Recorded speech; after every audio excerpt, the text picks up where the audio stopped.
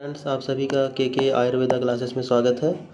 और आज हम लोग क्रिया शारीर का पेपर 1 का अग्नि चैप्टर को डिस्कस करेंगे।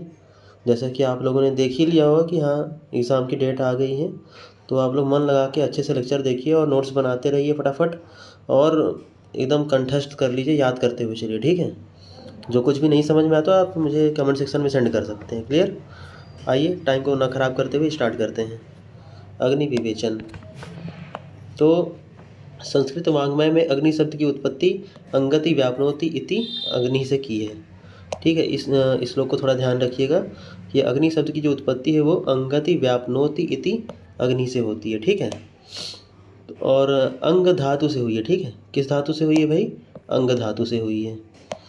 इसका तात्पर्य सर्वत्र व्याप्त रहने वाला पदार्थ। इसका तात्पर्य क्या होता है? इसका तात्पर्य यह है कि जो सर्वत्र व्याप्त रहने वाला पदार्थ हो, ठीक है, उसे अग्नि कहते हैं। यज्ञों में इसे आगे ले जाया जाता है, इसलिए इसे अग्नि कहते हैं। यज्ञों में क्या करते हैं? इसे आगे ले जाया जाता है, इसलिए इसे अग्नि करते हैं। ठीक है, अग्नि कहते हैं। उसके बाद नेक्स्ट श्लोक क्या छोटा सा दिया हुआ है,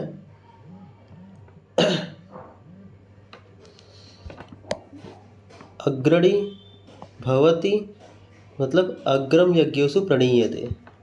क्या लिखा हुआ है? अग्रणी भवति अग्रम यज्ञेषु प्रणीयते। ठीक है, ये इतना इम्पोर्टेंट नहीं है, लेकिन ये जो लिखा हुआ है अंगति व्याप्नोति इति अग्नि, ये इम्पोर्टेंट था। ठीक है, इसे याद कर लेंगे। तो इसका अर्थ क्या होता है? अग्रणी भवति अग्रम यज्ञेषु प्रणीयते का अर्थ क्या होता है? अग्नि के अनेक पर्यायों का उल्लेख विभिन्न ग्रंथों में प्राप्त होता है, जिसमें कुछ निम्न है। ठीक है, क्या बोल रहे हैं आचार्य? अग्नि के जो पर्याय हैं उनका उल्लेख अनेक ग्रंथों में प्राप्त होता है, जिनमें से कुछ निम्न है। कहाँ कहाँ पे? वैश्वानर में, धनंजय में, पावक में, अनल में, असुर में, सर्वपाक आदि। ठीक है, अष्टांग हृदय के रचयिता ने 23 अग्नियों की गणना अपने ग्रंथ में की है। ये इंपॉर्टेंट लाइन है, क्या याद करना होगा? ये एमसीक्यू में भी आ सकता है। ठीक है, तो क्या होगा? अष्टांग हृदयकार ने उन्होंने अपने रचयिता, मतलब अष्टांग हृदय के जो रचयिताकार हैं, उन्होंने क्या किया है? 23 अग्नियों की गणना अपने ग्रंथ में की है, जिसके अंतर्गत 5 पित्त, 5 भूताग्नियाँ, 7 धात्वाग्नियाँ, 3 दोषाग्नियाँ एवं 3 मलाग्नियाँ सम्मिलित हैं। क्या क्या है इसके अंतर्गत? 5 पित्त है, 5 भूताग्नियाँ हैं, 7 धातु अग्नियाँ हैं, 3 दोष अग्नियाँ हैं, 3 मल अग्नियाँ हैं। ठीक है, इतनी चीज़ें हैं। इन सबको मिला के टोटल संख्या कितनी होती है? 23 होती है टोटल संख्या। ठीक है, इस प्रकार अग्नियों को चरक के मतानुसार मुख्य 3 वर्गों में विभक्त किया गया है। ठीक है, तो ध्यान ये देने वाली बात है कि अष्टांग हृदय के रचयिताकार ने क्या किया है? 23 अग्नियों को बताया है, लेकिन आचार्य चरक ने अग्नि की संख्या कितनी बताई है? 3 वर्गों में विभाजित किया है। कौन कौन सी होती हैं वो? पाचक अग्नि, भूताग्नि और धातु अग्नि। ये 3 है, एक पाचक अग्नि, दूसरा भूताग्नि, तीसरा धातु अग्नि। ठीक है, तो अष्टांग हृदय ने कितना? 23 अग्नियाँ, और चरक के अनुसार 3 अग्नियों का वर्णन किया गया। ठीक है, तो आइए देखते हैं। पहले थोड़ा आचार्य चरक के अनुसार देख लेते हैं। क्या है? पहली पाचक अग्नि। यह संख्या भेद से एक है, इसे ही पाचक पित्त के नाम से जाना जाता है। इम्पॉर्टेंट लाइन, यह संख्या भेद से एक होती है, इसे ही पाचक पित्त के नाम से जाना जाता है। पाचक अग्नि को ही पाचक पित्त के नाम से जाना जाता है। इस अग्नि का स्थान जठर या उदर होने से इसे जठराग्नि भी कहते हैं। इस अग्नि का स्थान जो है वो जठर या उदर होने से इसे क्या कहते हैं? जठराग्नि भी कहते हैं। ठीक है, यही कोष्ठ अग्नि एवं अंतराग्नि भी है। यही क्या है? कोष्ठाग्नि तथा अंतराग्नि भी है। तो मोटा मोटा इतना ये समझेंगे कि ये संख्या पाचक अग्नि जो होती है वो संख्या भेद से केवल एक होती है, इसे ही पाचक पित्त के नाम से जाना जाता है।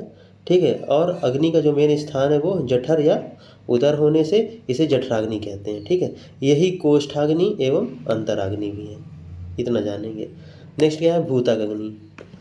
तो शरीर पंचभौतिक होता है, अतएव पंचभूताग्नियों की सत्ता स्वयं सिद्ध है। पंचभौतिक आहार से इस शरीर का पोषण होता है। कहाँ से होता है? पंचभौतिक आहार से इस शरीर का क्या होता है? पोषण होता है। भूत अग्नियाँ चतुर्विध आहार के साथ ही शरीर में प्रवेश करती हैं। भूत अग्नियाँ जो होती हैं वो चतुर्विध आहार के साथ ही इस शरीर में क्या करती हैं, प्रवेश करती हैं, परंतु इसकी क्रियाएं विशेष समयों पर होती हैं। ये भौम अग्नि, आप्य अग्नि, आग्नेय अग्नि, वायव अग्नि एवं आकाश अग्नि नाम से जानी जाती हैं।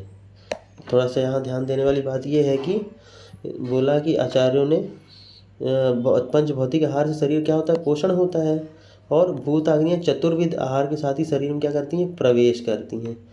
ठीक है, चतुर्विध जो आहार होते हैं उन्हीं के साथ ही शरीर में क्या करती हैं, प्रवेश करती हैं, परंतु इसकी क्रियाएं विशेष समयों पर होती है। ठीक है। भौम अग्नि, आप अग्नि, आग्नेय अग्नि, वायु अग्नि एवं आकाशीय अग्नि के नाम से इसे जाना जाता है। क्लियर। नेक्स्ट क्या है, आचार्य चरक के अनुसार धातु अग्नि।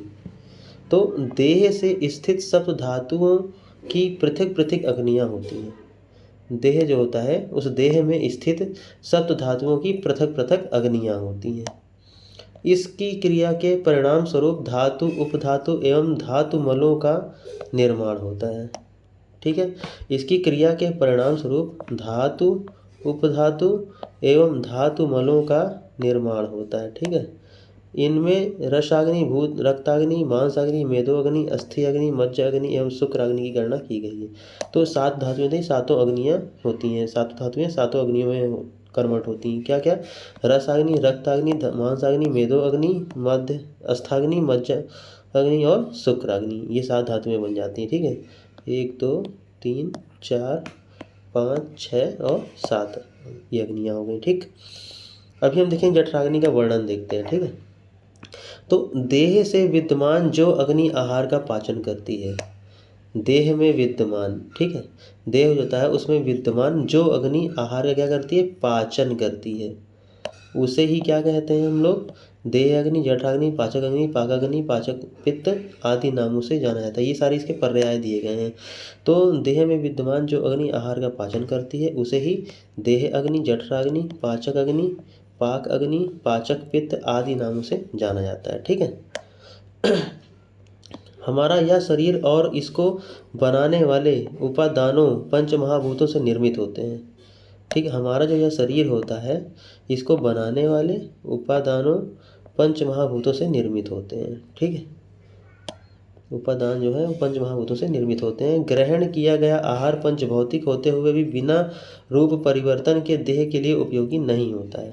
ठीक है, यदि हमने कोई आहार को ग्रहण किया है, ठीक है, किसी आहार को ग्रहण किया, अगर वो पंच भौतिक होते हुए भी बिना रूप परिवर्तन के, अगर उसका रूप परिवर्तन नहीं होगा तो वो देह के लिए उपयोगी नहीं होगा, इसलिए उसका रूप परिवर्तन होना जरूरी है। अतः जो अन्न देह, धातु, ओज, बल और वर्ण का पोषण करता है उसे पचाने में जठराग्नि ही प्रधान है। ठीक है, क्या बोले आचार्य ने, जो अन्न देह, धातु, ओज, बल और वर्ण का पोषण करता है उसे पचाने में जठराग्नि ही क्या होती है, प्रधान होती है, क्योंकि अपक्व आहार से रस आदि धातुओं की उत्पत्ति संभव नहीं है। क्योंकि अपक्व आहार से रस आदि धातुओं की उत्पत्ति जो है वो क्या है, संभव नहीं है। अगर अपक्व आहार होगा तो क्या आगे धातुओं की उत्पत्ति संभव होगी, नहीं होगी भाई। जब अपक्व होगा तो क्या करेगा, शरीर को विकृति रूप में लेके जाएगा। ठीक है, तो पक्व आहार ही क्या करेगा, रस धातुओं की उत्पत्ति करता है। ठीक है, अगर अपक्व आहार है तो वो रस धातु की उत्पत्ति नहीं करेगा। तो शरीर में नित्य नए देह परमाणुओं का निर्माण होता है और पुराने देह वृद्ध कोशों का नाश होता रहता है। ठीक है, जो शरीर होता है वहाँ क्या होता है, हमारा नित्य नए देह परमाणुओं का यानी कि सेल्स का निर्माण होता रहता है, और पुराने तथा वृद्ध कोश होते हैं वो क्या होते हैं, नष्ट होते रहते हैं। पुराने सेल्स जो हैं क्या होते हैं, वो नष्ट होते रहते हैं। ठीक है, और नए सेल्स बनते रहते हैं। तो नवीन देह धारक द्रव्यों के निर्माण हेतु अन्न का पाचन होना आवश्यक है। क्या कह रहे हैं कि नवीन देह धारक द्रव्यों के निर्माण हेतु अन्न का पाचन, ठीक है, नवीन देह धारक द्रव्यों के निर्माण के लिए अन्न का पाचन होना आवश्यक है। ठीक है, इसलिए सभी अग्नियों में पाचक अग्नि को श्रेष्ठ माना गया है। इसीलिए सभी अग्नियों में पाचक अग्नि को क्या माना गया है, श्रेष्ठ माना गया है। महर्षि सुश्रुत ने पित्त को अमाशय पक्वाशय के मध्य में स्थित होना बताया है। ठीक है, ये क्वेश्चन आ सकता है कि महर्षि सुश्रुत ने पित्त को किसके मध्य में स्थित होना बताया। तो आप क्या बताएंगे? महर्षि सुश्रुत ने पित्त को अमाशय और पक्वाशय के मध्य स्थित होना बताया है। और कहा क्या है? और कहा है कि यह चतुर्विध अन्न पेय, लेह, भोज और भक्ष्य, ठीक है, 4 प्रकार के चतुर्विध अन्न होते हैं, 4 प्रकार के अन्न होते हैं। कौन कौन से? पेय, लेह, भोज और भक्ष्य, ठीक है, इन्हीं का पालन करता है तथा दोष, रस, मूत्र, पुरीष आदि का पृथक्करण करता है। दोष क्या करता है? दोष क्या करता है? पृथक्करण करता है, ठीक है। किसका किसका? रस, मूत्र, पुरीष आदि का पृथक करता है, ठीक है, पृथक्करण करता है। यही अपने स्थान में स्थित रहते हुए शेष पित्तों को बल प्रदान करता है। यही जो होता है ये अपने स्थान में रहते हुए शेष पित्त जो होते हैं उनको बल प्रदान करता है, ठीक है। इसी पित्त को पाचक अग्नि संज्ञा प्रदान की गई है। इसी पित्त को पाचक अग्नि की संज्ञा प्रदान की गई है। नेक्स्ट श्लोक क्या है? एक छोटा सा, तस्मिन् पित्ते पाचको अग्नि इति संज्ञा, किसके अनुसार? आचार्य सुश्रुत के अनुसार, ठीक है। तो एक बार फिर से देखेंगे, तस्मिन् पित्ते पाचक अग्नि रीति अग्निर इति संज्ञा, ठीक है। जठराग्नि का स्वरूप कैसा होता है? पाचक पित्त द्रव रूप में होता है। पाचक पित्त जो होता है वो क्या होता है? द्रव रूप में होता है। फिर भी प्रकृति से आग्नेय होता है। उसकी प्रकृति कैसी होती है? आग्नेय होती है। इसमें आग्नेय अंशों के रूप में अनेक सूक्ष्म पाचन द्रव एवं ऊष्मा दोनों पाचक पित्त में समाहित होते हैं, ठीक है। क्या बोल रहे हैं आचार्य? इसमें आग्नेय अंश के रूप में अनेक सूक्ष्म पाचन द्रव्य एवं ऊष्मा दोनों पाचक पित्त में क्या होते हैं? समाहित होते हैं, ठीक है। इसमें ऊष्मा जो होती है तो उसका सर्वाधिक महत्व है, क्योंकि यही ऊष्मा अग्नि का रूपांतर है। ये ऊष्मा जो है क्या है? वो अग्नि का रूपांतर है, रूप, ठीक है, रूपांतर है वो। पाचन के लिए अग्नि या ऊष्मा का एक निश्चित प्रमाण में रहना आवश्यक है, ठीक है। यदि पाचन होना है तो पाचन के लिए अग्नि तथा ऊष्मा का एक निश्चित प्रमाण में रहना आवश्यक है। इस ऊष्मा या अग्नि के कारण ही पाचक पित्त को पाचक अग्नि कहा गया है, ठीक है। इस ऊष्मा या अग्नि के कारण ही पाचक पित्त को पाचक अग्नि कहा गया है। इस प्रकार जठराग्नि के स्वरूप को निर्धारित करते हुए कहा जा सकता है कि महास्रोतस में विद्यमान दीपन पाचन, इसका स्राव पाचन, ठीक है, स्राव, आग्नेय द्रव तथा इनके साथ साथ उपस्थित ऊष्मा, इन सब को एक साथ मिलाकर पाचक अग्नि संज्ञा प्रदान की गई है। क्या कहा गया है? कि जठराग्नि के स्वरूप को निर्धारित करते हुए या कहा जा सकता है कि महास्रोतस में विद्यमान, जो महास्रोतस होता है उसमें विद्यमान क्या? दीपन, पाचन, श्राव, आग्नेय द्रव्य तथा इनके साथ उपस्थित क्या क्या? ऊष्मा, इन सब को एक साथ मिलाकर पाचक अग्नि संज्ञा प्रदान की गई है। जब ये सारे मिलते हैं तभी क्या होती है? पाचक अग्नि का निर्माण होता है, ठीक है। तो पाचक अग्नि के अंतर्गत महास्रोतस से निकलने वाले सभी द्रव्यों का पृथक पृथक महत्व है।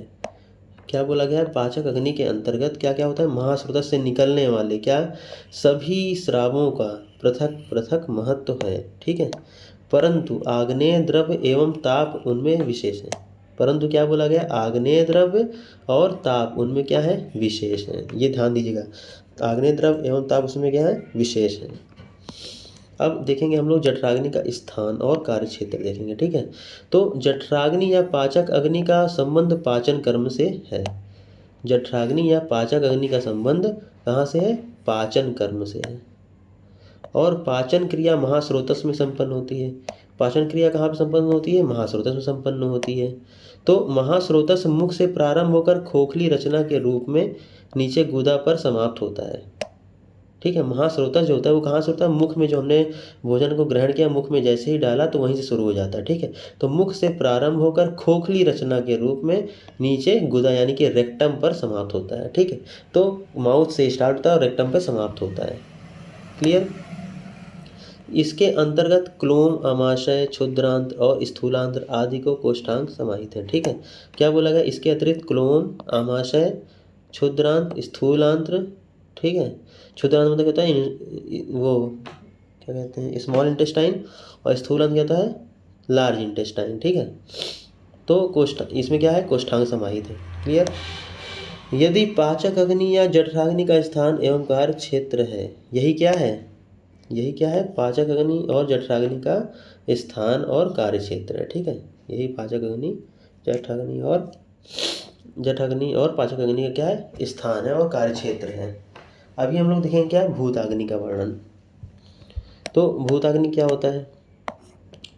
भूताग्नि शब्द से ही स्पष्ट होता है कि भूताग्नियाँ पंच महाभूतों से निर्मित द्रव्यों में अवस्थित होंगी, अर्थात भौतिक द्रव्यों में समाविष्ट अग्नि को भूताग्नि संज्ञा प्रदान की गई है। क्या बोला गया है? भूताग्नि शब्द स्पष्ट होता है कि भूताग्नियाँ पंच महाभूतों से निर्मित द्रव्यों में अवस्थित होती हैं। ठीक है, पंच महाभूतों से निर्मित द्रव्यों में अवस्थित होती हैं, अर्थात भौतिक द्रव्यों में समाविष्ट अग्नि को भूताग्नि कहा गया है। ठीक है, क्या बोला गया है? भौतिक अग्नियों में समाविष्ट अग्नि को भूताग्नि संज्ञा प्रदान की गई है। तो भौम आप आग्नेय व्याख्या, ठीक है, पंचो प्रमाणा सना भषा, चरक के आचार्य चरक के अनुसार। इंपॉर्टेंट श्लोक नहीं, हिंदी समझ लीजिए। इस प्रकार भूताग्नियाँ 5 प्रकार की बताई गई हैं। कौन कौन सी? भौम्य अग्नि, पार्थिव अग्नि, आप्य अग्नि, आग्नेय अग्नि, वायव अग्नि, नाभ, ठीक है, नाभस अग्नि या आकाश अग्नि। क्लियर? क्या क्या बोला गया? भौम अग्नि या पार्थिव अग्नि, आप्य अग्नि, आग्नेय अग्नि, वायव अग्नि, नाभस अग्नि या आकाश अग्नि। क्लियर? तो क्या बोल रहे हैं आचार्य? ये अग्नियाँ आहार रस में उपस्थित पार्थिव आदि अंशों का परिपाक कर उसे शरीर उपयोगी बनाती हैं। शरीर पंचभूतात्मक अंग अवयवों से बना होता है। ध्यान से समझिएगा, ये अग्नियाँ जो होती हैं वो आहार रस में उपस्थित पार्थिव आदि अंशों का परिपाक कर उसे शरीर के लिए क्या बनाती हैं? उपयोगी बनाती हैं। शरीर पंचभूतात्मक अंग अवयवों से बना होता है। ठीक है, शरीर पंचभूतात्मक अंग अवयवों से बना होता है।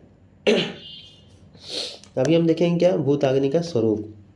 तो भूताग्नियाँ भी जठराग्नि या पाचक अग्नि के समान आग्नेय प्रकृति की होती हैं। तो भूताग्नि क्या होती है? वो जठराग्नि के समान या पाचक अग्नि के समान आग्नेय प्रकृति की होती हैं। ठीक है, ध्यान से समझते हुए चलिएगा। ठीक, इसके बाहर से कुछ नहीं आने वाला है। जैसे पाचक अग्नि में पाचन द्रव्यों के ऊष्मा का विशेष महत्व होता है। क्या बोल रहे हैं? जैसे पाचक अग्नि में पाचन द्रव्यों के ऊष्मा का विशेष महत्व होता है, उसी प्रकार भूताग्नियों में भी ऊष्मा का होना अनिवार्य है। उसी प्रकार क्या बोला गया है? भूताग्नियों में भी ऊष्मा का होना अनिवार्य बताया गया है। ठीक है, तो इसी कारण से दीपन पाचन आदि कर्मों को संपादित करती है। इन्हीं सब कारणों से क्या करते हैं? ये दीपन पाचन आदि कर्मों को संपादित करते हैं। ठीक है, पाचक अग्नि का शरीर में अधिष्ठान जिसे मुख्य स्थान कहा गया है वह आमाशय पक्वाशय के मध्य में स्थित ग्रहणी क्षेत्र है। क्या बोला गया है? पाचक अग्नि का शरीर में अधिष्ठान जिसे मुख्य स्थान कहा गया है वह आमाशय पक्वाशय के मध्य में स्थित ग्रहणी क्षेत्र है। तो एक क्वेश्चन आपका एमसीक्यू में ये आ सकता है कि ग्रहणी का स्थान कहाँ पे है? तो आपको बताना होगा अमाशय और पक्वाशय के मध्य में। ठीक है, अमाशय और पक्वाशय के कहाँ पे होगा? मध्य में होगा। क्लियर? यदि भूताग्नियों पर विचार करें तो ये भौतिक शरीर के साथ साथ बाहर भौतिक आहार द्रव्यों में भी विद्यमान रहती हैं।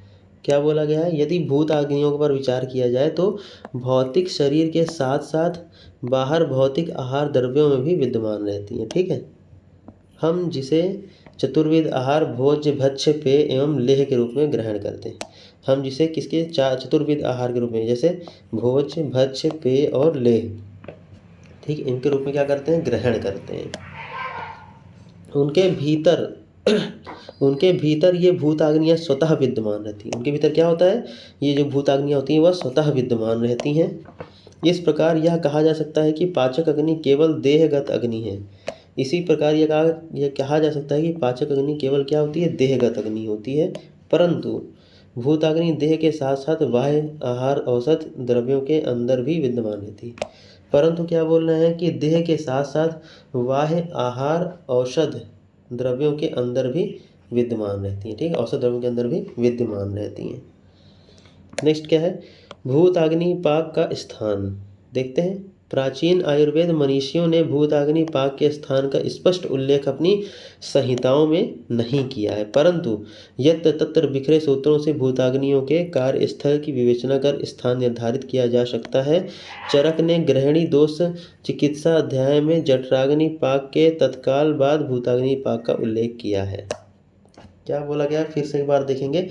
प्राचीन आयुर्वेद मनीषियों ने भूताग्नि पाक के स्थान का स्पष्ट उल्लेख अपनी संहिताओं में नहीं किया है, ठीक है, अपनी संहिताओं में इसका उल्लेख नहीं किया है, परंतु यत्र तत्र बिखरे सूत्रों से भूताग्नियों के कार्यस्थल की विवेचना कर स्थान निर्धारित किया जा सकता है। चरक ने गृहिणी दोष चिकित्सा अध्याय में जठराग्नि पाक के तत्काल बाद भूताग्नि पाक का उल्लेख किया है, ठीक है, तत्काल बाद क्या किया, भूताग्नि पाक का उल्लेख किया हुआ है। नेक्स्ट क्या है, भूताग्नि पाक का कर्म। तो प्राचीन आयुर्वेद शास्त्र में भूताग्नि पाक का विस्तृत वर्णन उपलब्ध नहीं है। वही चीज़ बोला गया, प्राचीन आयुर्वेद शास्त्र में भूताग्नि पाक का विस्तृत वर्णन उपलब्ध नहीं है, परंतु इस विषय में इतना तो कहा ही गया है कि अन्न रस में विद्यमान पार्थिव आप आदि अंशों में पुनः जो पाचन होता है वही भूताग्नि पाक है। यह जठराग्नि पाक के पश्चात संपन्न होने वाली प्रक्रिया है, ठीक है। क्या बोला है, इस विषय में इतना तो कहा ही गया है कि अन्न रस में विद्यमान, अन्न रस में क्या विद्यमान होता है, पार्थिव आप्य आदि अंशों में पुनः जो पाचन होता है वही भूताग्नि पाक है। वही क्या है, भूताग्नि पाक है। या जठराग्नि पाक के पश्चात संपन्न होने वाली प्रक्रिया है। किसके पश्चात, जठराग्नि पाक के बाद होने वाली प्रक्रिया है, ठीक है। अभी हम देखेंगे धातु अग्नि का वर्णन, ठीक। आइए स्टार्ट करते हैं। धातु अग्नि का स्वरूप क्या होता है। तो धातु अग्नि के स्वरूप के विवेचनार्थ मध्यकालीन क्रिया शरीर वेदताओं तथा अरुण दत्त हेमाद्रि आदि के विचारों पर दृष्टि डालना आवश्यक है, ठीक है। इनके अनुसार भूताग्नियाँ ही अन्न रस के माध्यम से जब धातुओं में आती हैं, अर्थात पार्थिव आदि पंच ऊष्मा ही स्थानांतरित हो धातुगत होने पर धातु ऊष्मा का रूप ग्रहण करती है, ठीक है। इसकी जो मेन लाइन है वो कौन सी होगी, इनके अनुसार भूताग्नियाँ ही अन्न रस के माध्यम से जब धातुओं में आती हैं, ठीक है। इनके अनुसार भूताग्नियाँ जो होती हैं वो अन्न रस के माध्यम से, किसके माध्यम से, अन्न रस के माध्यम से जब धातुओं में आती हैं, अर्थात पार्थिव आदि पंच ऊष्मा यानी भूताग्नि ही स्थानांतरित हो धातुगत होने पर धातु ऊष्मा का ग्रहण करती है, ठीक है। तभी धातु ऊष्मा क्या करती है, ग्रहण करती है। अरुण दत्त के उक्त विचार से धातु अग्नि का स्वरूप स्पष्ट हो जाता है, ठीक है। अरुण दत्त जो हैं उनके उक्त विचार से धातु अग्नि का स्वरूप स्पष्ट हो जाता है। एक श्लोक है लेकिन याद नहीं करना है, पढ़ लेते हैं। ता एव पंच ऊष्मणः पार्थिववाद्यः स्थानांतरम प्राप्त धातु ऊष्माणम इति, ठीक।